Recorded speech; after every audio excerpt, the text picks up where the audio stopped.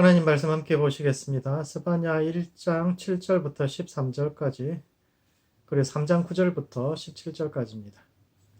스바냐 1장 7절부터 13절, 그리고 3장 9절부터 17절까지 말씀 제가 읽어드리겠습니다. 먼저 1장 7절부터 13절입니다.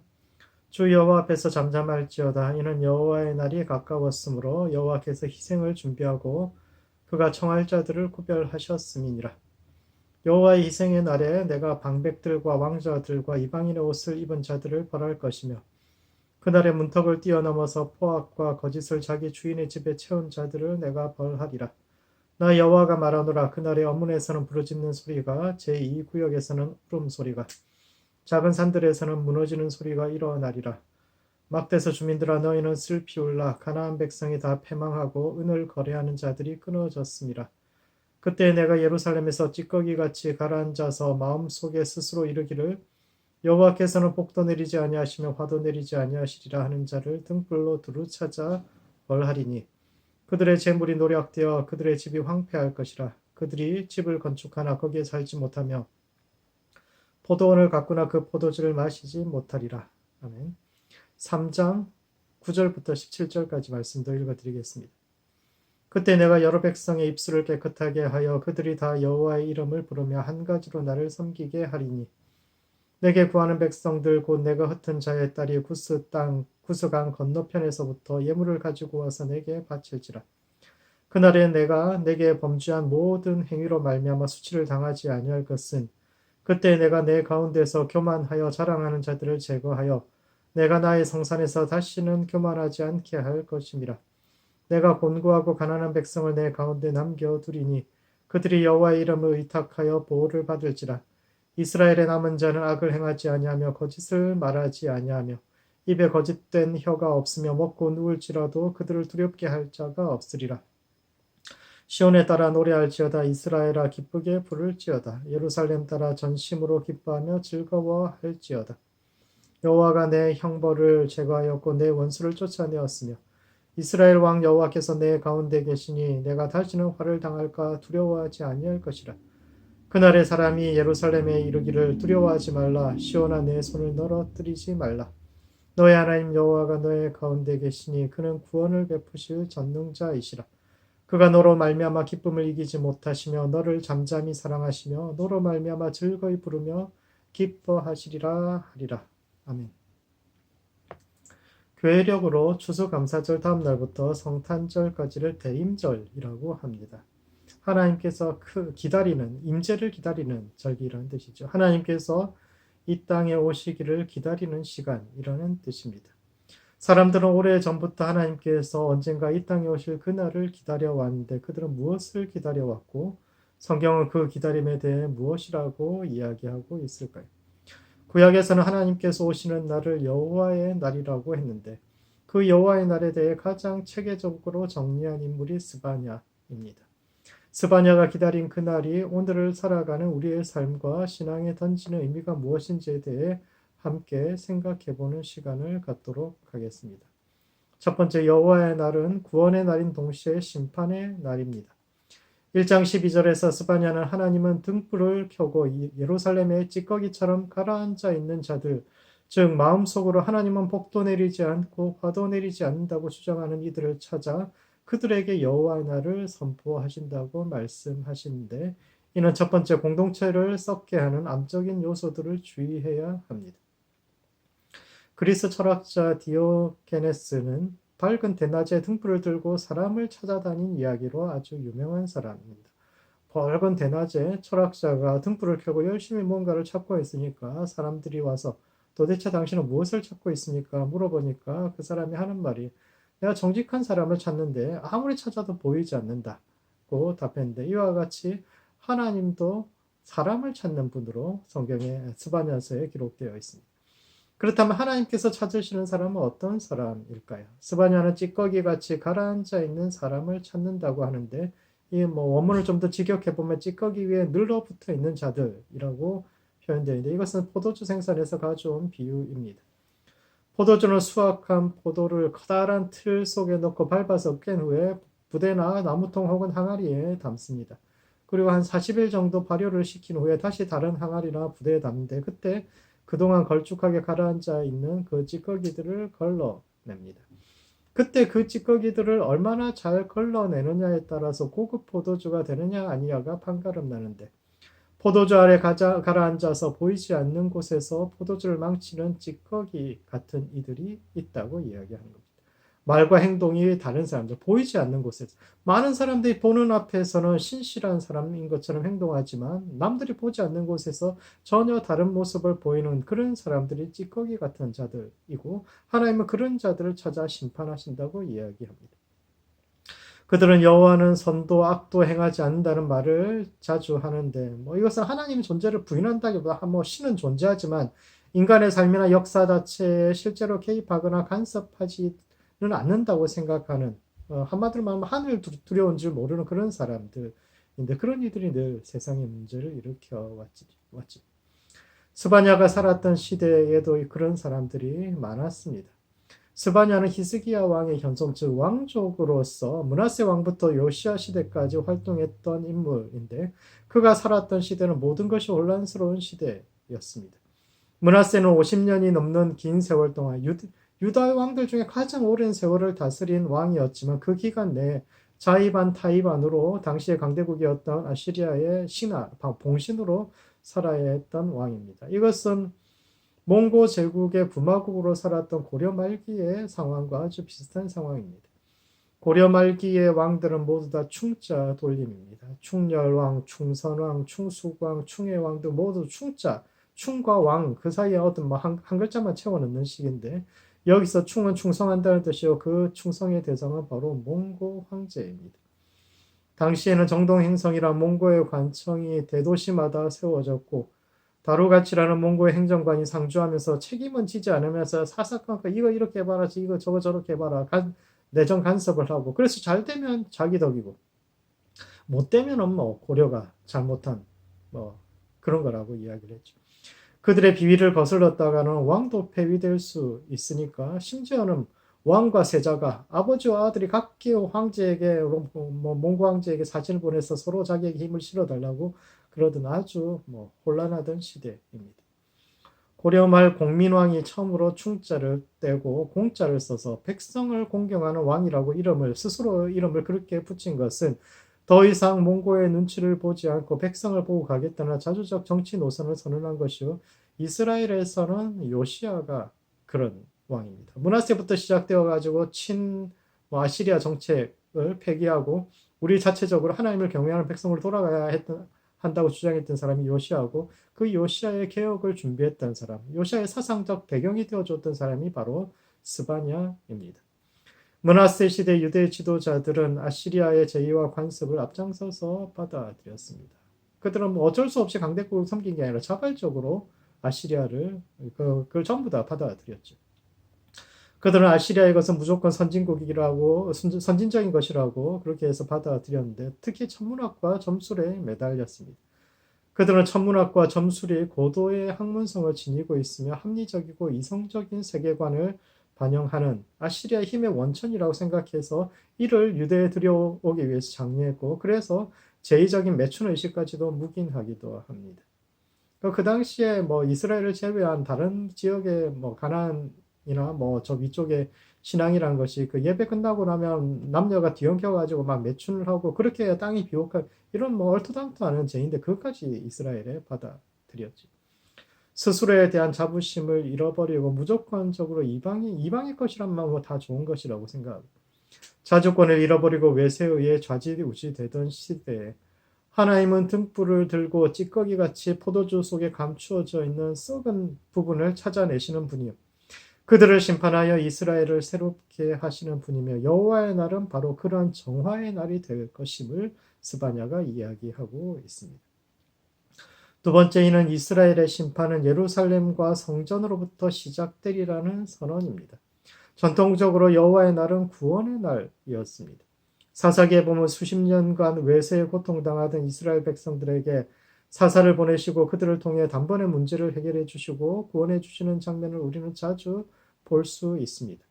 그래서 그들은 하나님께서 역사 속에 결정적으로 개입하시는 시간, 그리하여 우리를 괴롭히는 이방인들을 물리치고 구해주실 그날을 여호와의 날이라고 칭하며 기다려왔는데 스바냐가 그 기대를 변화시킵니다. 하나님은 이방을 심판하기 전에 먼저 이스라엘을, 그리고 그 이스라엘 중에서도 지도자들을 심판하신다. 그 심판은 성전에서부터 시작된다고 이야기하죠. 지도자는 자신이 속한 사회에 빚을 지고 있는 이들인데 이러한 기대를 저버리고 사회적 책임을 다하지 않는 사람들, 우상숭배와 혼합주의, 하나님에 대한 무관심 속에서 지도자의 책무가 아니라 그 사회의 찌꺼기가 되어서 누리기만 할 뿐 책임을 다하지 않는 그들부터 심판받을 것이라고 이야기하고 있습니다. 스바냐는 다가오는 여호와의 날은 구원의 날이 아니라 심판과 파멸의 날이며 기쁨의 날이 아니라 두려움에 떨어야 하는 날이라고 주장하는데 오늘 우리는 어떤 자세로 주님 오시는 그날 성탄절을 기다리고 있습니까? 성탄을 기다리면서 누구도 주님께서 오시는 날이 심판과 파멸의 날이 될 것이라고 기대하는 사람은 없을 겁니다. 오히려 아기 예수님의 탄생은 모든 사람들에게, 심지어 믿지 않는 사람들에게도 기쁨과 구원의 소식이 될 것이라고 생각하고 그렇게 예수님의 다시 오심 역시 그런 관점으로 사람들이 기다리죠. 그런 희망을 가지고 기다립니다. 그러나 우리는 우리 자신이 주님의 날을 심판의 날로 경험할지 아니면 구원과 은혜의 날로 경험할지를 깊이 생각해 보아야 합니다. 왜냐하면 주님 오시는 날은 악인과 의인에게 다른 날로 기억될 것이기 때문입니다. 그런 점에서 스바냐는 대림절, 즉 하나님의 오심을 기다리는 그 기간은 하나님께서 이 땅에 오신다는 소식을 마냥 기뻐할 것이 아니라 그분이 오셨을 때 나는 기쁨으로 맞이할 수 있는지 아니면 두려워 떨며 악몽의 시간을 보낼 것인지를 점검하는 시간이 되어야 한다고 우리에게 이야기하고 있습니다. 그러므로 두려워하는 마음으로 주님 오실 날을 기다려야 합니다. 그날은 도적같이 기대하지 못한 때에 임할 수 있는데 우리는 그분을 만났을 때 기쁨으로 맞이할 수 있도록 오늘을 하나님 경외하는 마음으로 성실히 살아가고 있습니까? 간절히 주님 오심을 기다리고 사모하고 기다리며 성실히 하루하루를 채워가는 모든 성도들 되시기 바랍니다. 두 번째, 하나님은 남은 자들을 통해서 역사하시는 분입니다. 스바냐서는 심판과 회개, 회복이라는 세 부분으로 구성되어 있는데 하나님과 예언자가 대화하는 형식으로 기록되어 있습니다. 그런데 이 속에서 여호와의 날이라는 것은 단지 분노와 환난과 고통의 날로 끝나는 것이 아니라 하나님을 바로 섬기고 그분을 앙망하는 남은 자들을 통해서 새로운 희망이 제시되고 있는데 이는 첫 번째, 하나님께서 남기신 이들이 존재합니다. 고대에는 전쟁에서 지면 포로로 끌려가 낯선 땅에서 종처럼 살아야 했는데 남은 자란 그런 운명을 부여받은 이들입니다. 과거의 영광을 상실하고 삶의 터전에서 밀려나서 낯선 곳에서 낯선 이들 사이에서 세력이나 집단을 이루지 못하고 사라져갈 운명에 처한 이들입니다. 남겨졌다는 말은 결국 쭉정이나 찌꺼기라는 뜻이기도 합니다. 알맹이나 본체는 다 뽑아가고 가치 없기에 남겨진 그런 존재들을 남은 자라고 이야기합니다. 이들에게는 미래가 없습니다. 가난한 사람이 역경을 뚫고 일어나긴 쉬워도 부자가 망했다가 다시 일어나기는 어려운 것처럼 개인뿐 아니라 민족이나 집단도 마찬가지입니다. 개인과 마찬가지로 부족이나 민족의 정체성도 수명을 다하면 사라지는데 패배한 민족, 실패한 민족, 그것도 미래를 책임져야 할 동량들이 다 죽거나 사로잡혀가고 남겨진 소수의 사람들, 그들에게서 새로운 싹이 나고 희망이 난다는 것은 기대할 수 없는 일입니다. 그러나 성경은 남은 자 사상을 통하여 오히려 그런 이들을 통해 그 남겨진 자들을 통해서 새로운 역사가 시작되고 있음을 이야기합니다. 하나님께서 남겨진 자들을 통해서 역사하신다. 하나님께서 마지막 시대의 일을 이루기 위해서 특별히 그들을 남기셨다.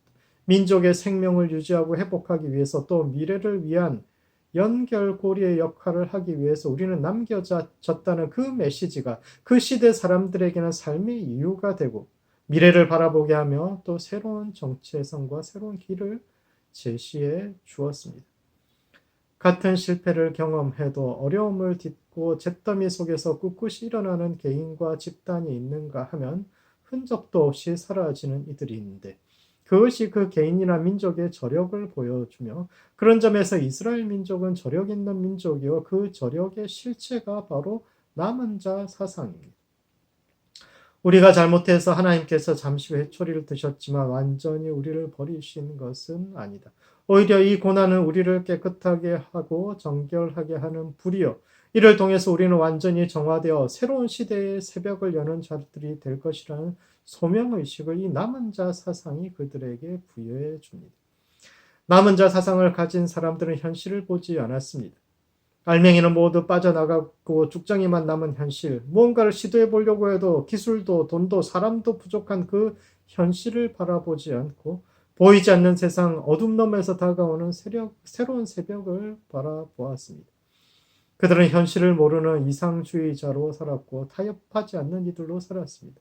현실과 타협하고 이방인들에게 고개 숙여 보다 쉽게 살아갈 수 있었을 텐데 그런 길을 걷지 않고 다른 민족들과 부딪히면서도 자신들만의 원칙을 고수하는 더 어려운 길을 걸었지만 그렇게 하늘을 바라보고 살아가는 그 습관이 그들 민족의 저력이 되어 다시 일어날 수 있는 힘을 부여했던 겁니다. 돌아보면 역사 속에는 늘 남은 자들이 있습니다. 노아와 같이 홍수 후에 남겨진 자들이 있었고 엘리야의 시대에 바알에게 무릎 꿇지 않았던 7천 명의 사람이 있었으며 포로기 백성들 역시 심판 가운데서도 민족의 생명을 유지하고 미래를 준비하기 위해서 남겨졌는데 이와 같이 우리 역시 이 시대에 남겨진 자들입니다. 하나님께서 이 시대에 무언가를 하시기 위해서 우리를 남기셨는데 과연 우리의 사명은 무엇인지에 대해서 깊이 생각해 볼 필요가 있습니다. 두 번째, 남은 자들은 세상을 다른 식으로 보아야 합니다. 우리나라의 가장 오래된 역사책이 삼국사기와 삼국유사인데 이 두 가지 책은 정반대 방향의 역사를 보여주고 있습니다. 삼국사기는 고려가 후삼국을 통일한 후에 김부식을 필두로 수많은 학자들이 모여서 지난 1000년의 역사를 체계적으로 정리하고 국가가 편찬한 정사입니다. 이에 반해 삼국유사는 야사의 모음집으로서 유사라는 말 자체가 그 유자가 남겨질 유자거든요. 그래서 남겨진 것들의 역사라는 뜻입니다. 정사에 포함되지 못한 역사, 가치 없다고 버려진 이야기들을 모은 책입니다. 기록의 신빙성이 의심되거나 또는 역사적인 가치가 없다고 여겨져서 버려진 이야기들인데 그 속에 단군 이야기가 있고 그 시대 백성들의 삶의 모습을 보여주는 수많은 기록들이 있습니다. 삼국사는 참 재미있는 책인데 시침이 뗀다는 말은 모두 다 잘 아실 텐데 이 이야기도 삼국유사에 나옵니다. 시치미가 매의 이름표입니다. 과거 귀족들은 매를 훈련시켜서 사냥을 했는데 야생의 매를 사로잡아서 사냥을 할 수 있을 정도로 훈련시킨다는 건 대단히 어려운 일이죠. 그래서 훈련된 매의 값은 오늘날의 비싼 스포츠카 가격에 맞먹을 정도로 비쌌습니다. 그래서 매에게는 시침이라는 이름표를 달아놓았는데 워낙 이 매가 고가다 보니까 그걸 또 사로잡아서 이름표를 떼고 팔아먹는 사람들이 있는데 이를 시침이 뗀다고 합니다. 아무리 이름표를 떼도 늘 데리고 다니면서 사냥을 시켰는데 주인이 척보면 또 주변 사람들이 척보면 이게 누구 집 매인지 잘 알 수 있는데 마치 아닌 것처럼 하는 행태를 시침이 뗀다고 하죠. 정사에는 나오지 않지만 그 시대 백성들이 무엇을 먹고 어떻게 살았는지를 알 수 있는 수많은 이야기들이 남겨진 역사, 즉 유사에 등장하고 있습니다. 세상의 힘과 권력의 이야기를 정사라고 이야기합니다. 정치와 전쟁이 역사의 중심이요. 그것이 의미 있고 가치 있다고 말하지만 어떤 사람은 그렇게 생각하지 않았습니다.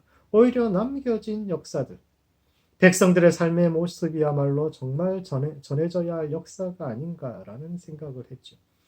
마찬가지로 하나님도 남은 자들에게 관심이 있으셨습니다. 성경의 남은 자 사상이라는 것은 우리가 실패했지만 다시 힘을 길러서 강한 자가 되고 역사의 중심에 서게 될 것이라는 의미가 아니라 세상을 다른 관점, 즉 남겨진 자들의 관점에서 보는 이들을 뜻합니다. 모두가 하나의 가치를 추구하고 높고 높은 탑을 쌓아가는 그 세상에서 누가 더 높이 올라가니 이런 것을 비교하는 세상에서 각자가 자신의 가치를 깨닫고 서로의 다름을 귀하게 여기며 하나 되는 것이 아니라 협력하고 각자의 색깔을 유지하면서도 협력하고 공동의 선을 찾아가는 평화의 시대를 열어가는 자들입니다. 남은 자들은 하나님과 동행하는 이들이요 그분의 기쁨이 되는 자들입니다. 낯선 땅에서 소수민족으로 살아간다는 것이 얼마나 두려운 상황입니까? 그러나 그것을 극복하기 위한 대안은 힘이 아닌 내가 더 많은 힘을 가져서 올라가는 것이 아니라 하나님의 기쁨이 되는 것입니다. 너의 하나님 여호와가 너의 가운데 계시니 그는 구원을 베푸실 전능자시라는 말씀을 마음에 품고 하나님의 기쁨이 되는 삶, 진리에 가까이 다가가서 존재 자체가 하나님과 세상의 기쁨이 되는 그런 인생을 살아가는 겁니다. 세상이 바라는 것은 힘있고 강한 지도자들이 아니라 하나님을 닮은 사람, 하나님의 기준을 세상에 비춰주는 사람이요. 그런 이들이 바로 남은 자들입니다.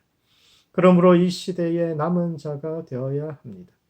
아무리 사방을 둘러보아도 빛 하나 찾을 수 없는 깊고 깊은 어둠 속에서도 다가오는 새벽을 기다리며 현실이 아니라 하늘을 바라보고 높은 곳을 향하고 탑을 쌓는 인생에서 낮은 자들과 연대하고 십자가를 추구하는 삶으로 변화되었던 그 시대의 하나님의 백성들처럼 우리가 살아가는 시대에 빛이 되고 소금이 되는 모든 성도들 되시기 바랍니다. 말씀을 정리하겠습니다. 스바냐는 아시리아 지배하에 혼란스러운 시대에 태어나서 요시아의 개혁을 준비한 인물이요. 여호와의 날과 남은 자 사상을 정리한 사람인데 첫 번째 여호와의 날은 구원의 날인 동시에 심판의 날입니다. 그날을 기쁨으로 맞을 것인지 아니면 고통으로 맞을 것인지는 우리가 어떠한 자세로 오늘을 살아내느냐에 달려 있는데 하나님을 경외하는 마음으로 성실히 하루하루를 채워가는 모든 성도들 되시기 바랍니다. 두 번째, 하나님은 남은 자를 통해서 역사하십니다. 원래 남은 자란 버려진 자, 죽정이들을 뜻했는데 하나님은 그들을 역사의 새로운 기초로 삼으시며 그들이 처한 낮은 곳, 버려진 이들의 역사야말로 그들이 새롭게 깨달아야 할 진실의 출발점이 되는데 이 시대에 하나님의 마음을 이해하고 그분을 기쁘게 하는 남은 자 되는 모든 성도들 되시기 바랍니다. 기도하시겠습니다. 기도하실 때는 먼저 여호와의 날을 기다리는 성도 될 수 있도록 스스로를 위해서 기도합시다. 성탄절까지 남은 기간 동안 주님을 기다린다는 것이 어떤 것인지에 대해서 깊이 묵상하고 올 한 해를 잘 정리할 수 있도록 기도하시고 두 번째, 이 시대에 참된 남은 자 될 수 있도록 서로를 위해서 기도합시다. 어려웠던 지난 한 해 남은 자들의 마음을 깨닫고 이 시대를 향한 하나님의 부르심과 소명을 깨닫는 성도들과 교회 될 수 있도록 서로를 위해서 또 교회를 위해서 함께 기도하시겠습니다.